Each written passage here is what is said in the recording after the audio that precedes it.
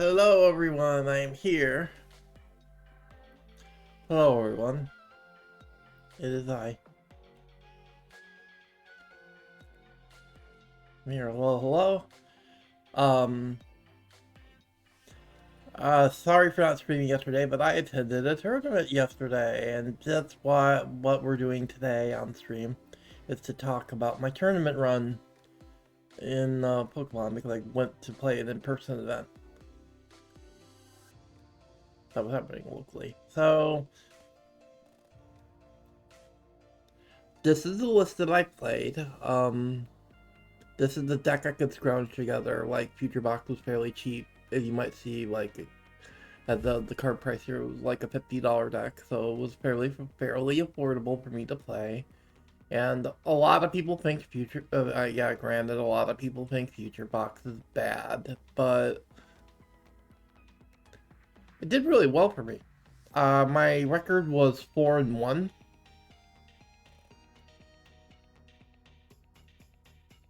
And it's not like I was playing against, like, purely rogue garbage. I was playing against some real decks and managed to take some wins with it.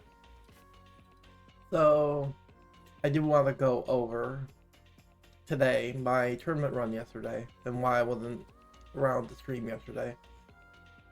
So, here on the screen is the limit list of my deck list. I think before I go over the run, I think it's more prudent that I go over what my deck tries to do, because you guys might have not watched the stream on Friday. Where I went over the list when I was practicing on Friday before the tournament.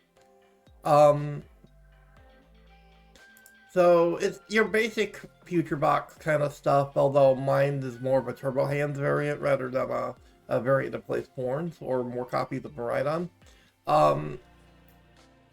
So 4 copies of Iron Hands. They're just the win condition. Just trying to win the game with this is and just prize map more efficiently the opponent and try to just get cheeky KOs.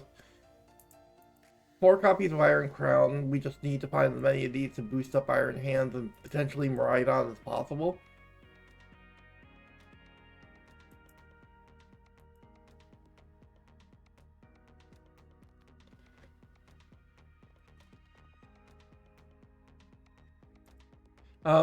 We played Mew because Mew's ability is just very good in this deck, because we're very good about spending down our hands due to Techno Radar.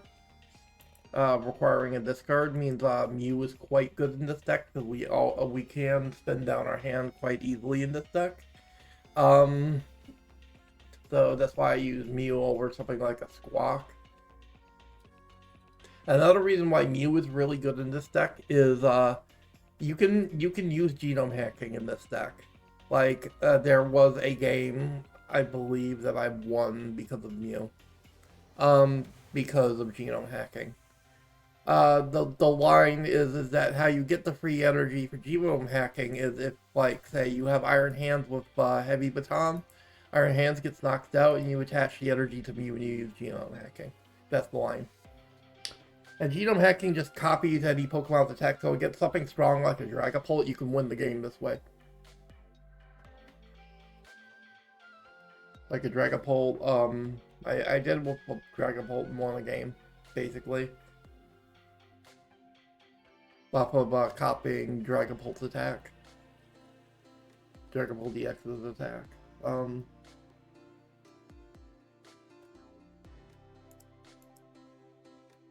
And of course, Miraidon, Peak Acceleration, just an amazing setup for this deck. Just being able to do 40 damage for 1 energy and attach up to 2 basic energy to any of our future Pokemon is really good. Really good for getting Iron Hands charged up early. In addition to Electric Generator. But the thing is that it turns out with Iron Crown and potentially Future Booster, you can hit really hard with Peak Acceleration. I had Peak Accelerations that were hitting for like Well, there was like there were like going second games where I was doing turn one peak acceleration with Future Booster and like 2 crowns on the bench that was hitting for like 100 damage and KOing some like I could either like KO something weak or I could or do good ship damage to like something bigger while setting up, which is nice.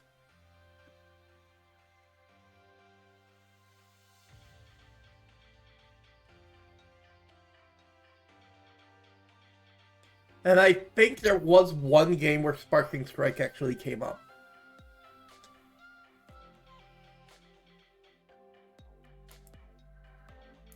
Where I had to ride out of the backup attacker and I had to use Sparking Strike, and it did help.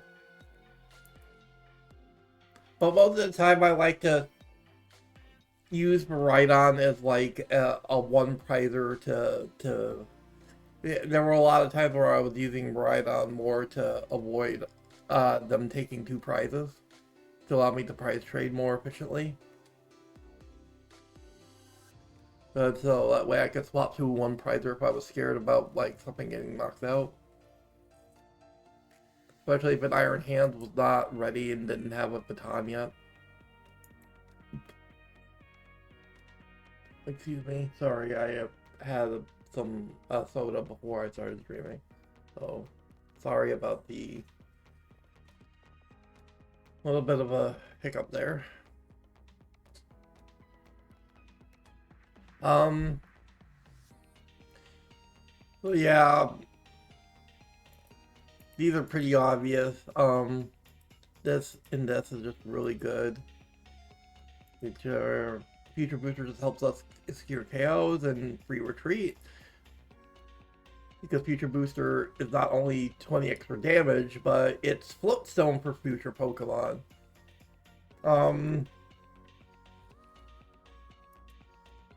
Which is really good for getting like crowns out of active. Like there were a lot of games where I had to put crown in the active due to a bad starting hand, and Future Booster could get it out of danger.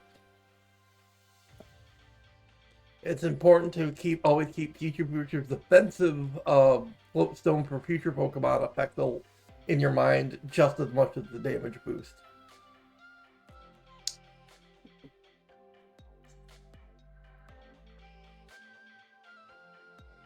I had some lucky Electric Generators and some not so lucky ones. I think I only whiffed once or twice completely. I think one of my losses was a game determined the generator whiff.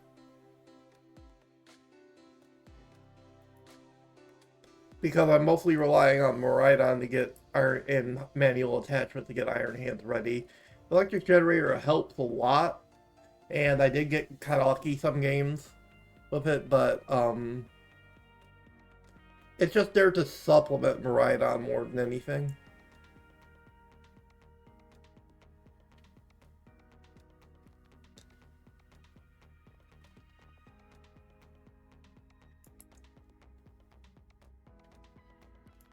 Town Store is will prove to be like a godsend in one particular game. It was a set I ultimately lost because I only was able to win one game, unfortunately. So, but it was very important in that matchup, and it's just generally a good card. But it's just good to counter enemy stadiums with as well. It's a good way to find tool cards if I don't see Arven.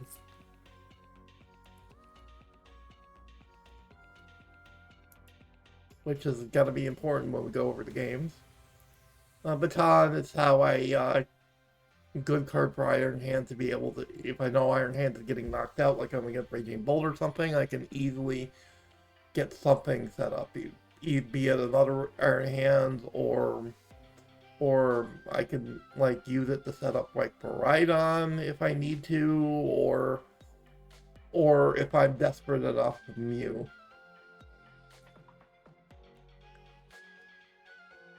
If we're in a board state where doing it to Mew was a really good idea.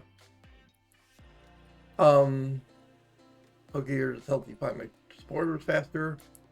Prime Catcher won me so many games. It won me so many games.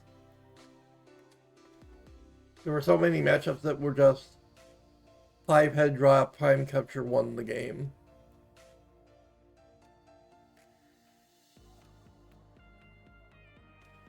I'm pretty happy with 2 Nest Ball pre-Techno. I'm fairly consistent at finding my Pokemon at least.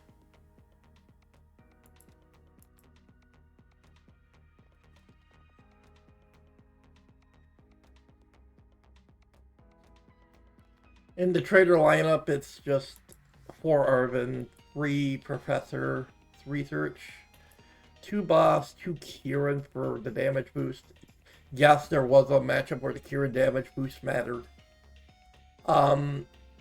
It allowed me to kill Lily's Clefairy that I wouldn't have been able to kill if I wasn't playing him. In the very first match, a match that I'll describe. Oh, actually, it wasn't a Lily's Clefairy. It allowed me to kill a Fez that I wouldn't have been able to kill otherwise because I had 2 crowns on the bench, no future booster. But Kieran got me the extra 20 damage I needed. Because Fez has 210. I had 2 crowns on the bench, no future booster. So it was Iron Hands. So I was using Arm Press to win the game. So two crowns was 200 damage, which means I was 10 off and I didn't have a future booster because I already had a baton on it. So because I only had 2 crowns and no future booster, and I was 10 damage off of KOing their Fez to win the game. Because I Prime Captured out their Fez to try and win the game. And it was uniquely Kieran they gave me the damage I needed to win the game. That's why I like running 2 Kieran as opposed to the 1 switch a lot of future box decks play. I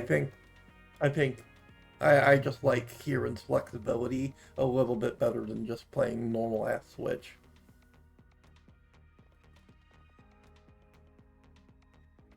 And the extra damage does end up mattering sometimes, even with 4 Iron Crowns and 3 future boosters in the deck.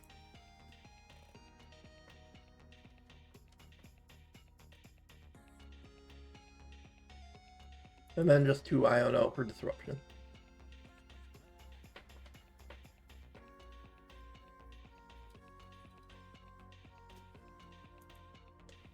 $12-2 feels correct in terms of energy ratios.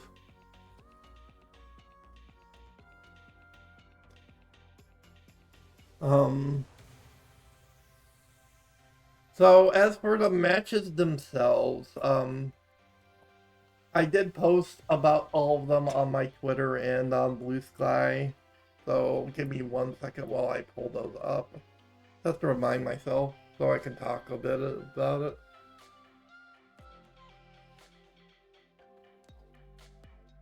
On my phone here. Because I just need to remind myself how those games went, sort of. Oh, okay. Round 1 was just against Polt. I think it was just I saw Deuce Goal, so I saw Deuce Goal and I saw Lily's Clefairy early.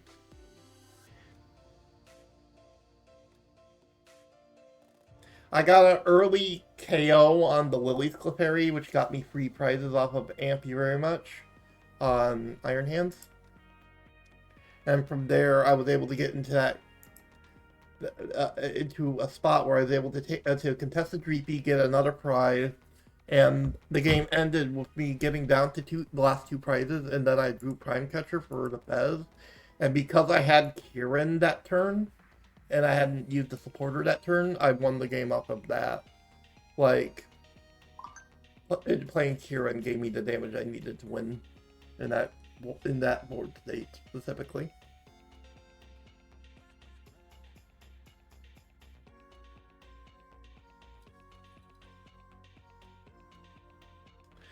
Game 2 went to a, Game 2 they actually did get the Dragapult, and that was kind of scary, but I was able to win because by the time they got to the Pult and had their, like, Dusclops and, Dusknoir ready to go, I was pretty much set up by that point. I just needed to beat the Pult and I would win, because I had gotten enough prizes by the time they got to the Pult. Off of killing their Fez. Well, it was, yeah, I bossed up their Fez, I killed their Fez again. And then I killed, like, a Dreepy or Dracloak to try and cut them off of draw. And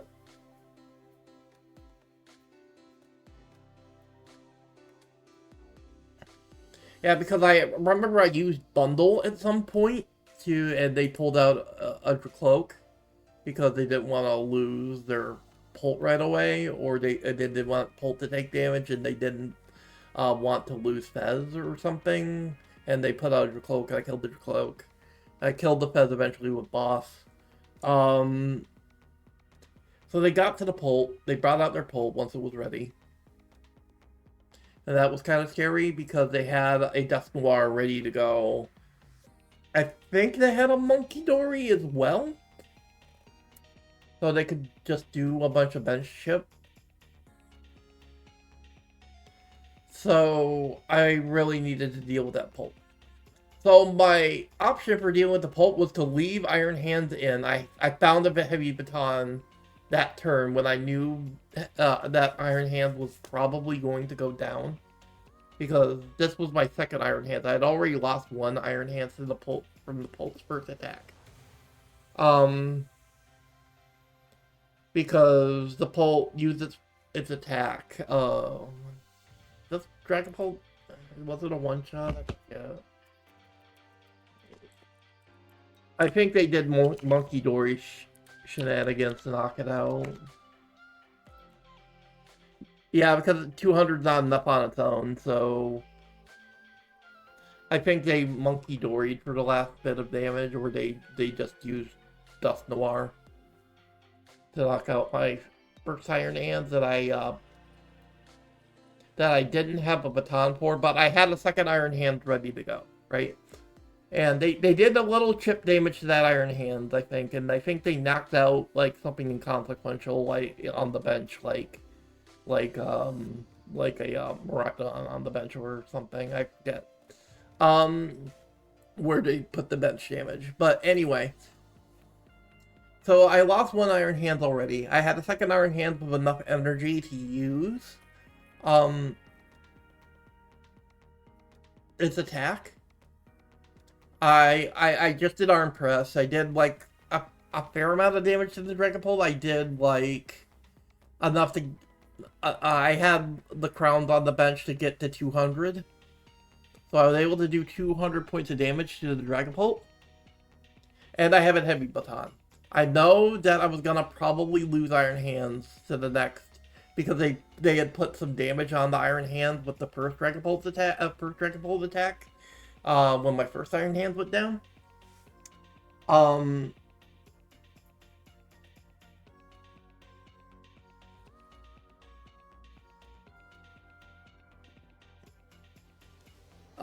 And the issue is that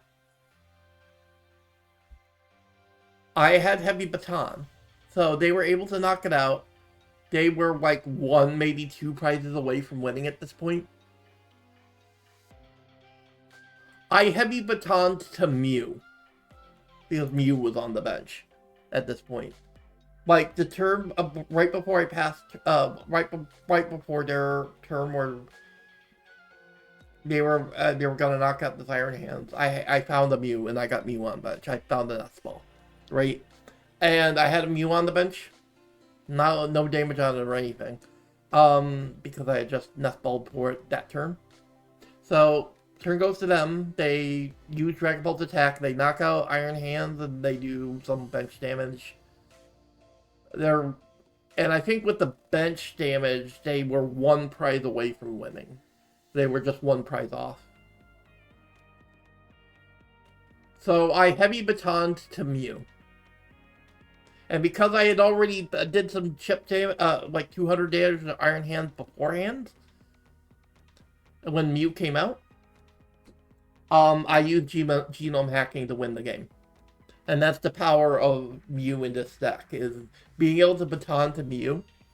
Heavy Baton Iron Hands' energy to Mew, because genome hacking only requires 3 colorless. Being able to just copy Phantom Dive and win the game just felt really good.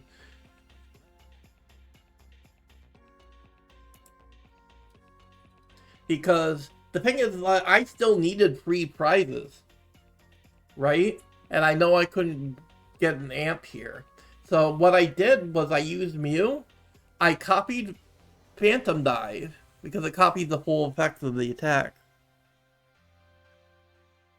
So I got to use Phantom Dive to knock out their Dragapult and do bench damage to, like, something on their bench that was, like, really weak. Like, I think they had, like,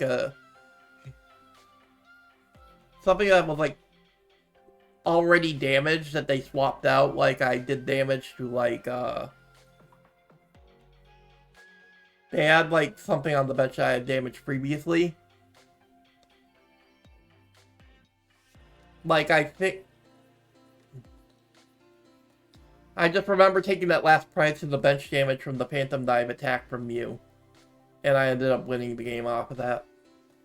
How much HP does Dreepy have? Was it Dreepy?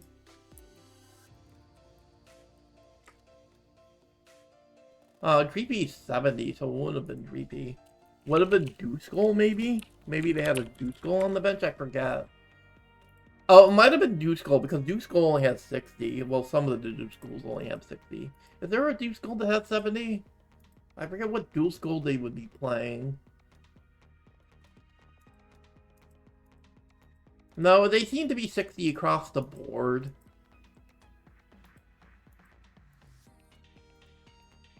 So yeah, I think they had a Dewskull on the bench that I just killed with the Phantom Dive damage.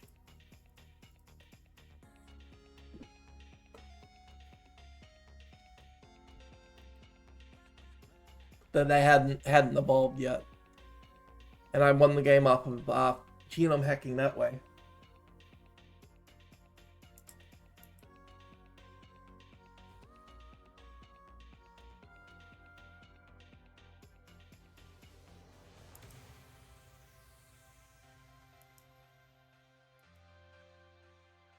Oops, didn't mean to open a new tab. I meant to open next game with my phone. So round 2 was against Hopzation.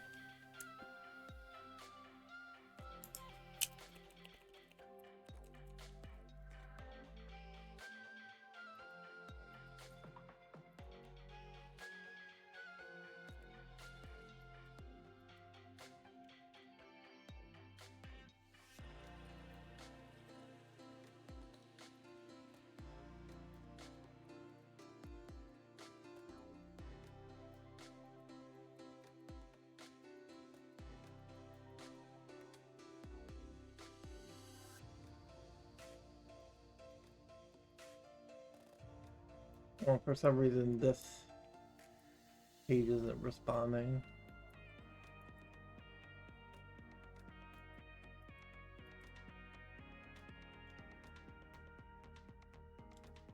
I could just switch to the live scene now. Because we're probably going to be laddering in a bit, and I could just hover over my deck this way.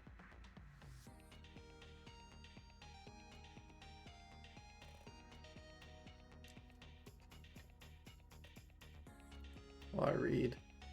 Anyway. So with Hopzation,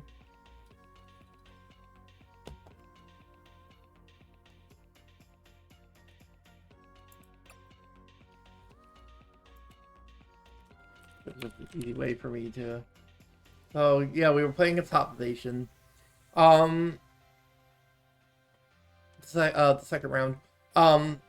it was the list play. It wasn't like, you know, an Archeldon list that was playing like 1 or 2 copies of Zacian. It was like a full Zacian deck. They were on the Hot Snorlax. They had the Choice Band. They had the Popswick. They had everything. Although they weren't playing Archeldon EX to charge up the Zacian. They weren't just doing the bench damage Monkey Dory Turbo deck though. They were also not. They were playing all the Hop stuff. They were even playing Hop Subwool for the boss's orders on Evolution. And I think they had Cram as well. But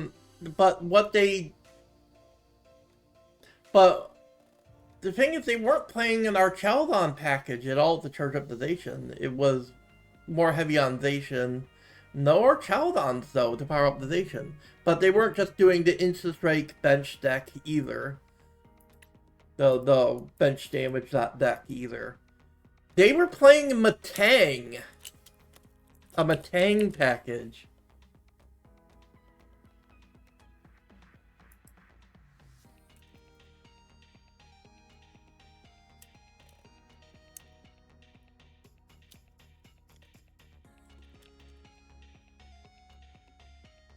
I have to click not own because I don't have this Matang to show you which one I mean.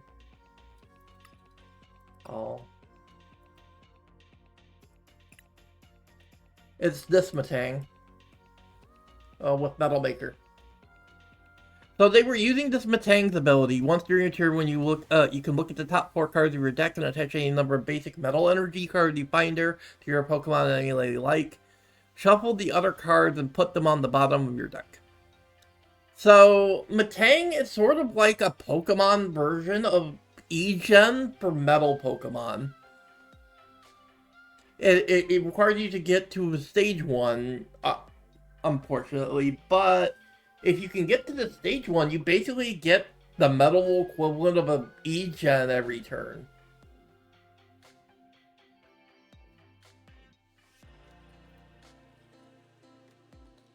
So, how that match went was I wasn't able to get to Iron Hands, get Iron Hands set up with, or get a Heavy Baton fast enough to outpace the Zacian press. Because they were very quickly able to get their Zacians out, able to get them evolve to Matang fast enough, and got lucky enough on Matang hits to be ready to just burst me down and like sweep me with Brave Slash. Changing between Instant Strike to hit my bench and then Brave Flashing me. And I couldn't deal with that, and I couldn't deal with their other threat, which was the Ursaluna, not the Ursaluna, but I know they were playing Ursaluna, but they were playing some other attacker.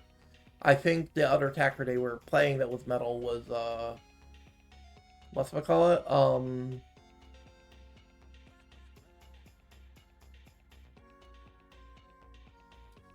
I think they were playing as this Zamazenta, I think, as another attacker.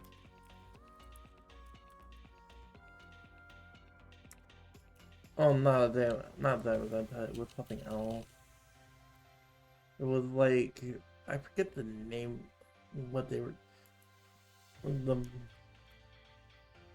other metal. Oh, the Scizor, right? They were playing Scizor EX as the other attacker in this Matang Zacian deck. Because they had like a Cypher that he evolved into this.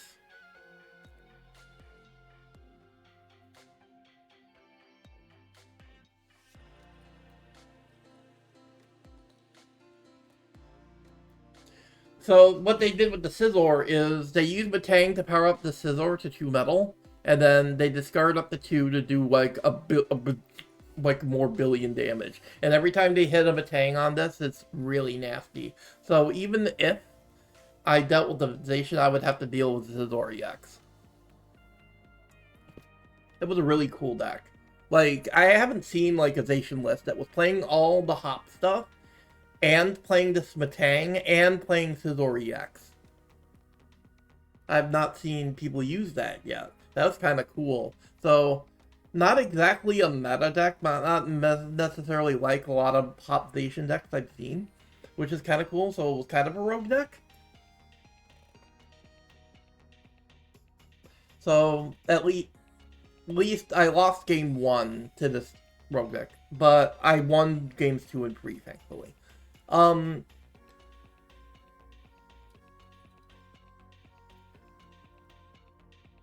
Game 2, I won mostly because they bricked. Mostly because they couldn't find Matang. They couldn't really get Zacian established. Their active was Cram at the beginning of the game, and they had a hard time finding what they needed to find. They got Cypher too early and didn't have access to Scissor.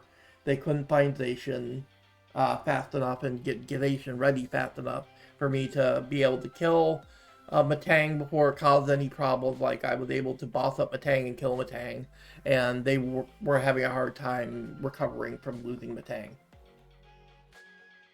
In game 3, I believe, in game 3, I kind of just beat the Zacians because I drew Prime Catcher and I contested the Batang, and their Zacians could not get powered up faster than I could get Iron Hands powered up, because I got really lucky on E-Gems, and I got Miraidon's peak acceleration off, and they were not able to stop Heavy Baton gameplay.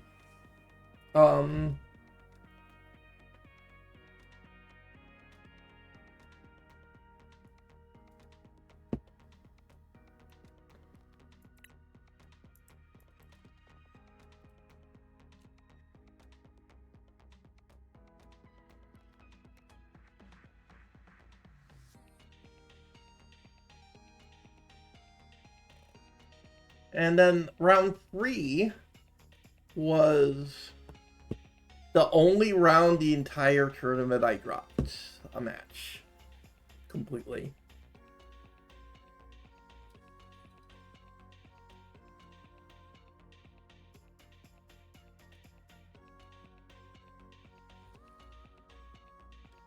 And that match was to Diplin.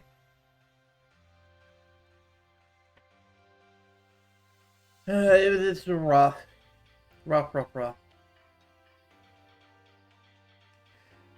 I only saw Town Store at all game 2.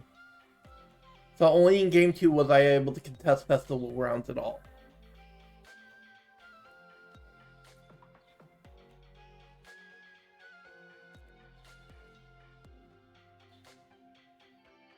Games 1 and 3, he got Badoo out quickly. Item lock mattered a lot, because I didn't see any consistency supporters in games 1 and 3, and I was under item lock, so I couldn't Techno Radar, I couldn't E-Gen, I couldn't Nest Ball, and that cost me the game, because I was not able to stop the Diplin threat under item lock.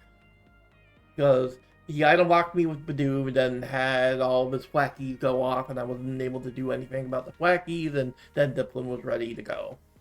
And just sweet. Because I was low on energy, I couldn't really establish anything. The deck has a bit of a weakness to Badoo. Because if I don't see, like, my Professor's Research, I don't see Arven, well, not so much Arven, but if I don't see, like, other consistency cards like Pokégear or Iono or Professor's Research, I have a hard time into item lock.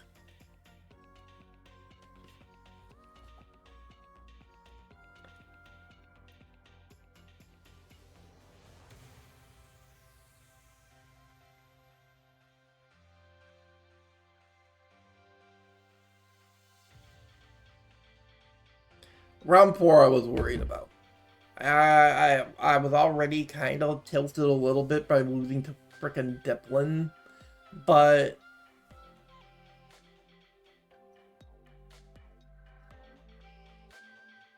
But Rampora was worried because Rampora was up against this deck's worst matchup.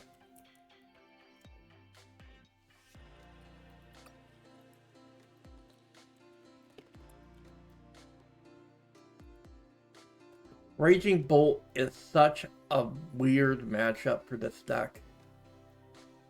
Because beating Raging Bolt a lot of the time comes down to getting hand set up quickly and binding Heavy Baton at all costs.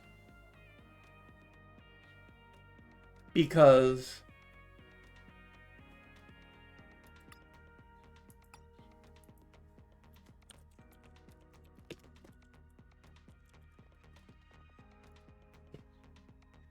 and even then, you need to get your Iron Hand set up quickly before the Ogre Pawns and Raging Bolt and Sodded Vitality can do its thing. But you also need to find Heavy Baton. You need to be able to get your Iron Hand set up energy-wise quickly enough behind Heavy Baton. And in addition to that, beating Raging Bolt comes down to 5-head draw boss, 5-head draw Prime Catcher.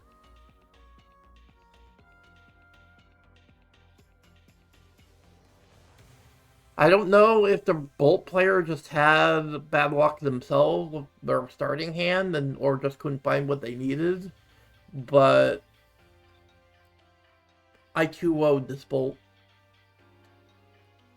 When I play Best of 3, I never 2-0 Bolts. Like, Bolts are the scariest thing on the ladder to me, I think, when I'm playing on live.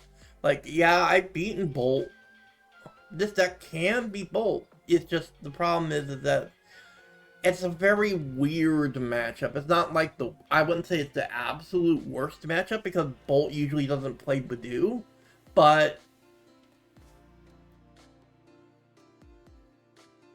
from what I've seen, but like,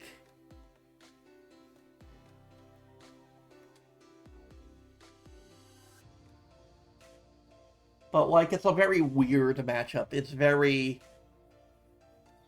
if I have it, I have it kind of matchup. Like, it just comes down to me having Heavy Batons and doing weird stuff. And, oh, I guess I drew Prime Catcher, so I guess I win. Or, I guess I drew Boss for Ogre Pawn, or whatever, and I won off of that. And it turns out I got lucky twice and I 2-0'd, which I was not expecting at all.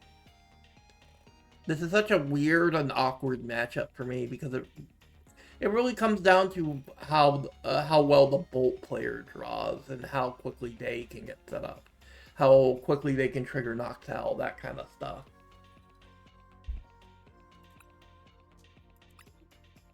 It's a matchup. I say it's a weird matchup because not so much a weird matchup in terms of being hard to play against. It's just a matchup that's very out of your control if you're playing this deck. Iono does help, and I think a big reason why I did win one of the matches is I did Iono them when they added a bunch of stuff to their hand. And I think Iono can really mess up Bolt sometimes, especially if the Bolt player is ahead in the moment.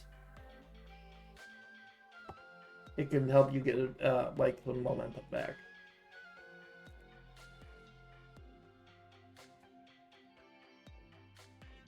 So I got lucky enough to be able to beat Bolt twice in a row. And then was the final round, which was against a Dragapult, but a different list, because it was the Charizard. It was more of a Charizard list than a Bolt list. It was just a Charizard list that happened to be playing Bolt. It was heavier on the Zard, although it wasn't. I said it was Bolt Zard, but it wasn't Bolt Zard. It turned out it was more Zard Bolt, because there was a lot more Charmanders, Charmeleons, and Charizards than Dreepies, Dracloaks, and Dragapult in the deck.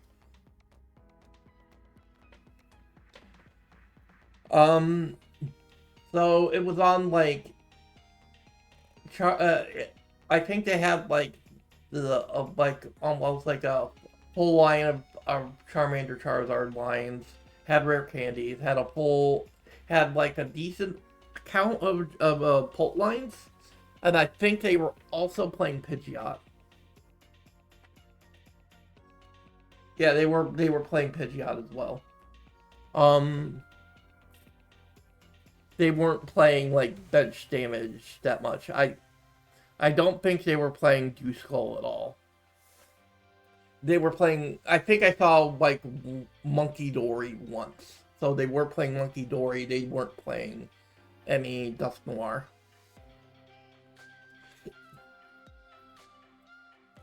So they were on like Monkey Dory, Pidgeot, Zard, and a few Pults.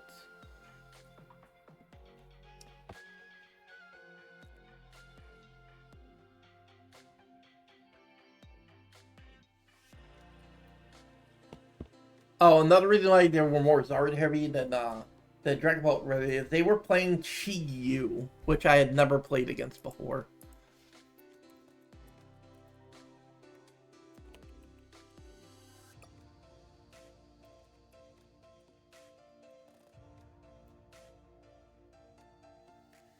Specifically this Chi-Yu.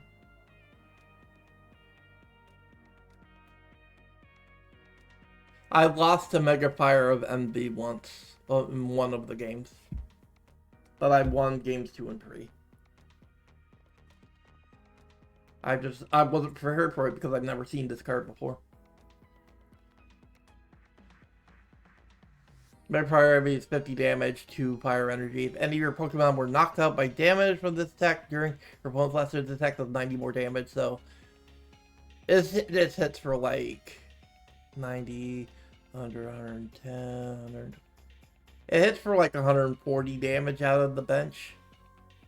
If you take a KO that turn, and I wasn't expecting that because I had Miraidon out and it was my last prize, so I lost.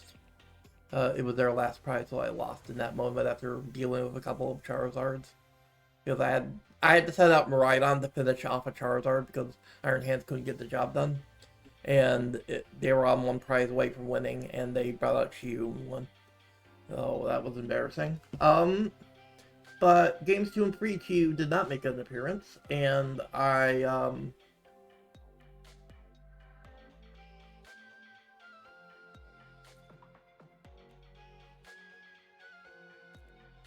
But games 2 and 3, I was able to kill I was able to boss out a Dreepy or a Dracloak and kill it. It was either Dreepy or Dracloak at that stage. And they had a harder time getting the Zard. I think they couldn't find rare candy, or they had a hard time finding Charmeleon. I think because it was either rare candy or Charmeleon that they couldn't find. And I cut them off of Dragon Bolt, so they couldn't get Pidgeot on the field to help them find what they needed to find. And I ended up winning game 2 because of that. And then game 3, I did actually manage to out their Charizard and be able to pull ahead with Iron Hands.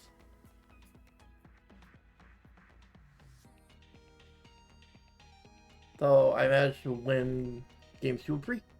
And that was my record, 4-1. Not bad.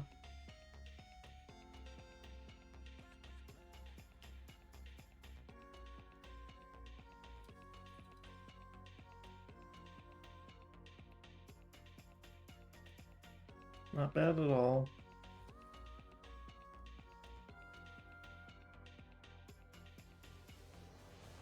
And, but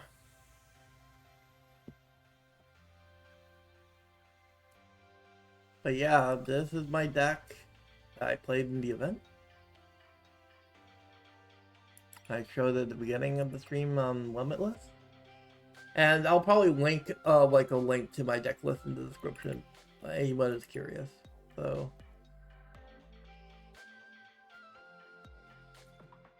I wanted to keep the stream kind of short today because I don't have a ton of time today. I just wanted to go over my tournament results. I kind of don't feel like playing today with on live, so I kind of just wanted to go over my tournament results pretty quick.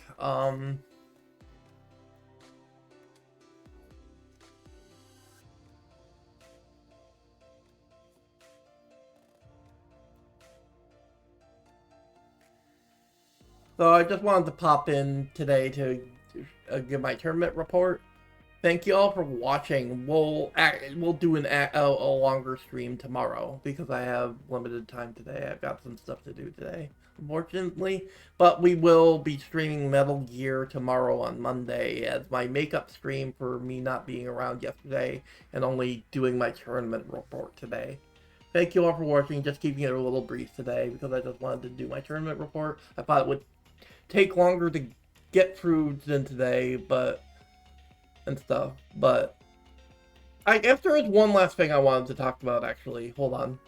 And that's changes I would make to the deck. I kind of want to play one less Professor's Research.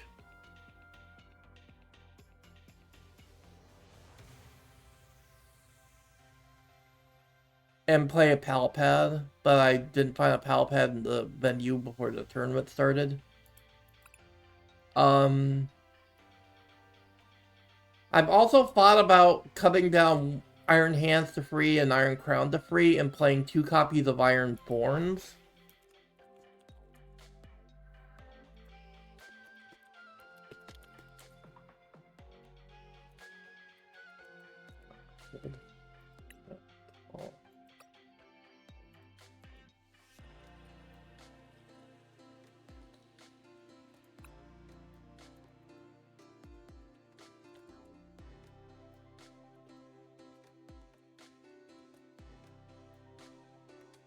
There he is. I should craft a couple.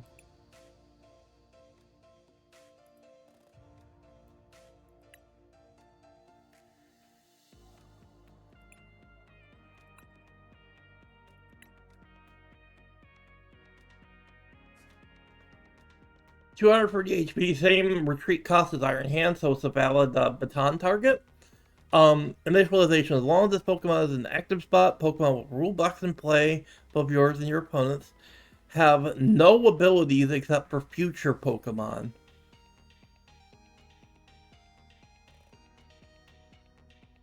Pokemon EX, Pokemon V, etc. have rule blocks. Volt Cyclone. 40 damage for free energy.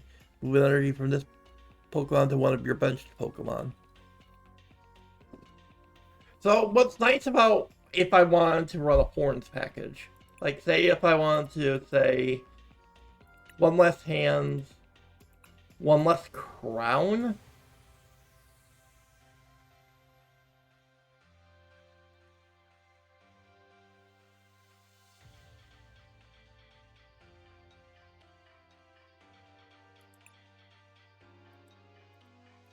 We go free on hand and crown, and we throw in 2 thorns.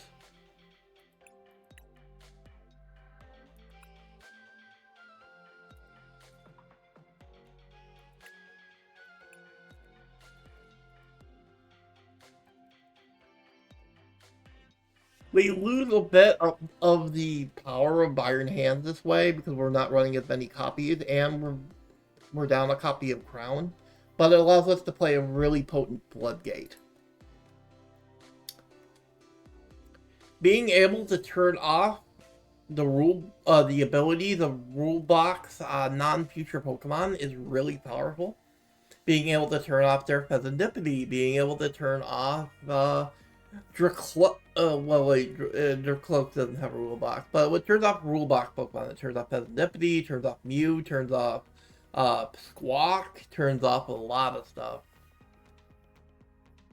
Well, very relevant abilities. Turns off Gardevoir, importantly. Charizard EX.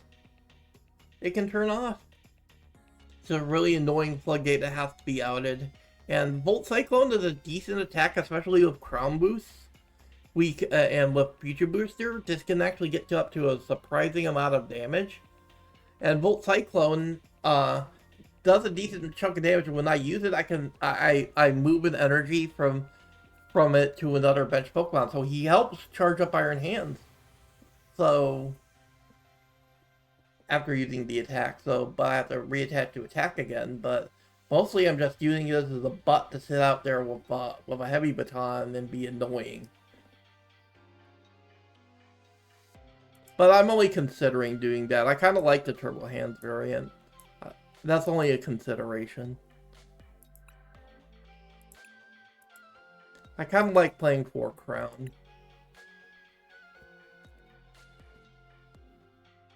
So, that's what I was thinking about changing. But that's all the last point I wanted to make before I wrap up. Thank you all for watching. We'll do Metal Gear 2 Solid Snake tomorrow on the catch-up stream. Thank you all for watching. Take care, everyone. I just wanted to clear up that last thing I wanted to talk about because I had forgotten about it. Thank you all for watching. Take care, everyone. See you tomorrow for Metal Gear 2. Bye, everyone.